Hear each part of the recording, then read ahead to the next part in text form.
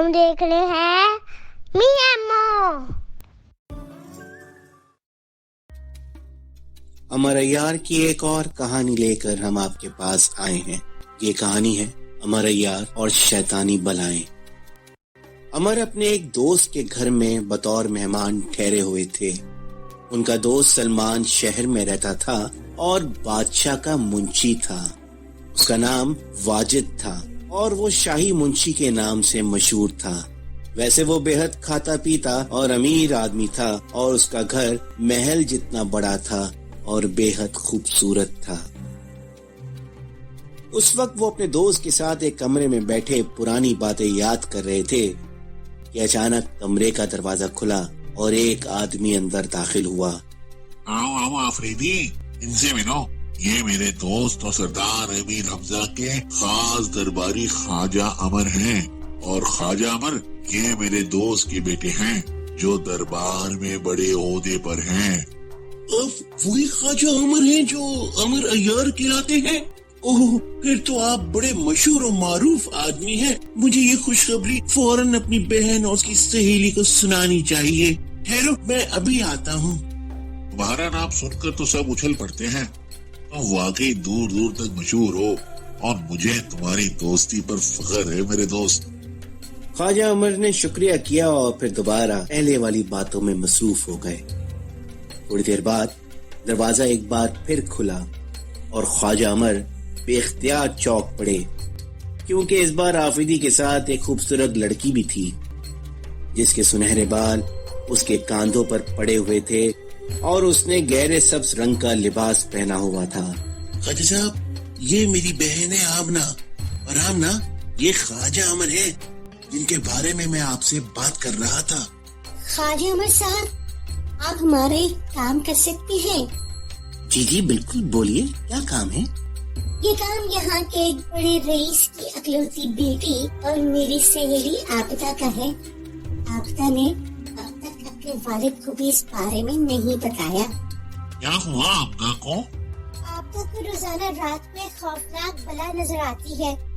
उसकी आंखें गहरी जर्द हैं और उसका जिस्म अजीब टेढ़ा मेढ़ा सा है। वो इंतहाई खौफनाक अंदाज में चीखती है और वापस चली जाती है। गुज़िश्ता 10-12 रोज से ऐसा ही हो रहा है और आबिदा बेचारी की हालत बहुत खराब है। वो अपने वालिद और वालिदा को इसलिए नहीं बताती क्योंकि वो डरती है कि कहीं वो परेशान ना हो जाए। वो मेरी सहेली है, इसलिए मुझे उसने सारी बातें बताई हैं। हम अभी आपस में यही बात कर रहे थे, काश ख्वाजा अमर यहाँ आ जाए, शायद आबिदा को इन बलाओं से निजात दिलवा दे। आफरीदी भाई ने ये खुशखबरी सुनाई, इसलिए मैं यहाँ भागी भागी आ गई। आबिदा को इन बलाओं से बचाने के लिए आप कुछ कर सकते हैं? मैं उनकी मदद कर तो सकता हूँ, लेकिन आपको उनको यहाँ बुलाना पड़ेगा। खुदारा, आप हमारे साथ चलें, आबिदा यहाँ नहीं आ सकती। सलमान ने इस बात की तायद की, इसके ऊपर ख्वाजा अमर आफरीदी और आमना के साथ बग्गी में बैठकर रईस के महल में पहुंच गए। आफरीदी भाई, आप ख्वाजा अमर को लेकर मेहमान खाने में बैठ जाएं, मैं जब तक आबिदा को लेके आती हूँ। माशाअल्लाह आबिदा, आप तो बहुत खूबसूरत हैं, मगर आपके चेहरे पर एक खौफ सा तारी है। मुझे इसकी वजह बता सकती हैं?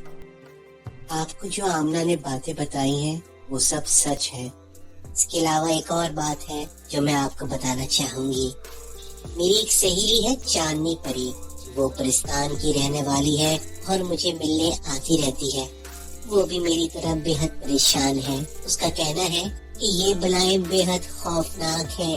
ये पहले परिस्तान में रहती थी, लेकिन वहाँ के बादशाह ने उन्हें वहाँ से निकाल दिया और ये अब यहाँ आकर रहने लगी हैं। ये इंसानों को खा जाती हैं और मुझे खतरा है कि किसी रोज मुझे न खा जाए। आप फिक्र मत करें, मैं इनसे निपट लूंगा। यहाँ कोई अलग कमरा है, मैं वहाँ बैठकर अमल करना चाहता हूँ। इस मेहमान खाने के साथ ही एक कमरा मौजूद है, आप उस कमरे में जा सकते हैं। आबिदा की हिदायत पर ख्वाजा अमर मेहमान खाने से उठे और उस कमरे में चले गए, जहाँ जाकर उन्होंने दरवाजा बंद किया और जमीन में से बोलने वाली गुड़िया को बाहर निकाला। اس کے سر پر انگوٹھا رکھا، اسے دبایا تو بولنے والی گڑیا کی آنکھیں زندہ انسانوں جیسی ہو گئیں۔ اے بولنے والی گڑیا، مجھے بتاؤ کہ آبدہ کو تنگ کرنے والی بلائیں کیا ہیں، کہاں رہتی ہیں اور کس طرح ان کا خاتمہ کیا جا سکتا ہے؟ خواجہ عمر کو بتایا جاتا ہے کہ یہ شیطانی بلائیں ہیں جو دو ہیں۔ دونوں بلائیں زمین کی تہ میں رہتی تھیں، پھر وہاں خوفناک زلزلہ آ گیا اور ان بلاؤں کو باہر آنے کا راستہ مل گیا۔ یہ پرستان پہنچ گئی، وہاں کے بادشاہ نے انہیں بھگا دیا اور یہ بھاگ کر یہاں آ گئیں۔ شمالی سرحد پر واقع پہاڑوں کی غار میں یہ رہتی ہیں اور یہ واقعی انتہائی خوفناک ہے۔ ان کو ختم کرنا آسان کام نہیں ہے۔ خواجہ عمر، ان کو ختم کرنے کا ایک ہی طریقہ ہے۔ اس غار میں یہ رہتی ہے، اس غار کے ساتھ والی غار میں ایک سیاہ رنگ کا پتھر ہے جو دیکھنے میں بڑا عام سا پتھر معلوم ہوتا ہے، لیکن اگر اس پر خالص گھی سے جلتی ہوئی مشعل کی روشنی پڑ جائے تو وہ پتھر چمکنے لگتا ہے۔ آپ نے اس پتھر کو حاصل کرنا ہے، لیکن آپ آسانی سے اس پتھر کو حاصل نہیں کر سکتے کیونکہ اس پتھر کو حاصل کرنے کے لیے خاص شرائط ہے۔ پرستان کی ایک پری جس نے لڑکے کا روپ دھارا ہوا ہے، اگر اس کے خون کے 10 قطرے اس پتھر پر ڈالیں تو یہ پتھر زمین سے خود بخود باہر آ جائے گا اور باہر آ کر اس پتھر کو ان بلاؤں کی غار میں پھینک دیجئے۔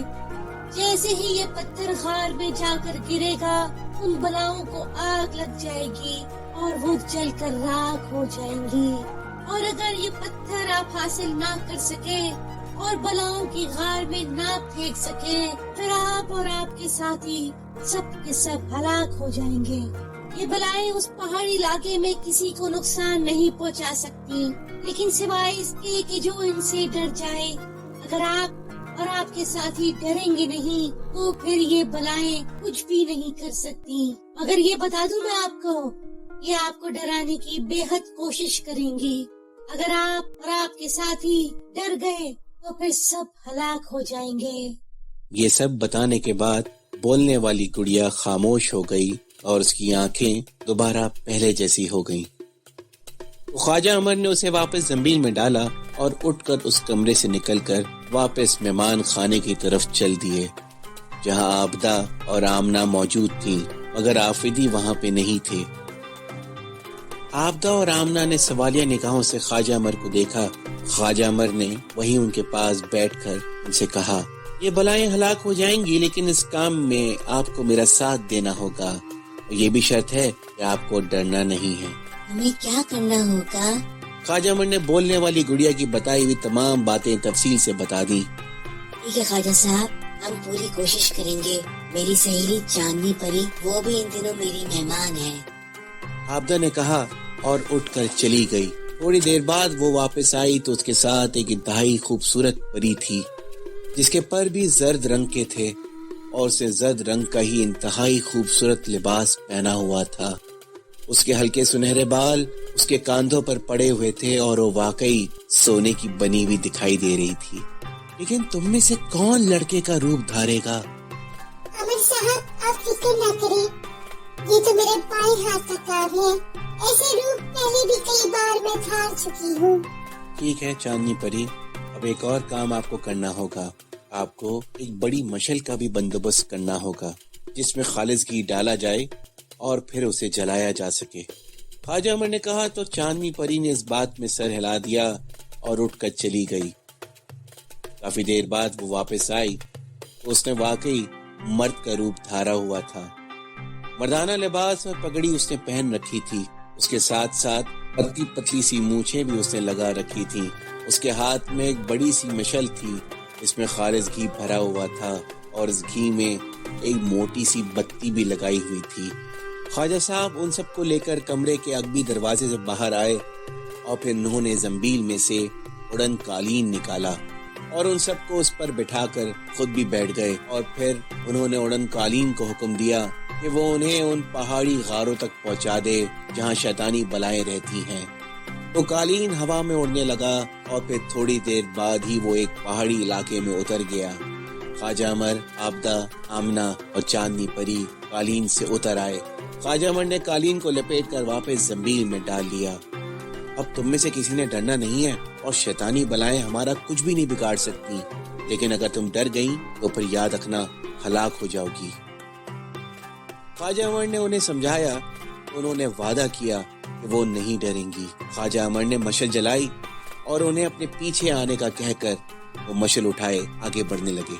उनके पीछे आबदा और आमना थी और उनके पीछे चांदनी परी, जो कि एक मर्द के रूप में थी।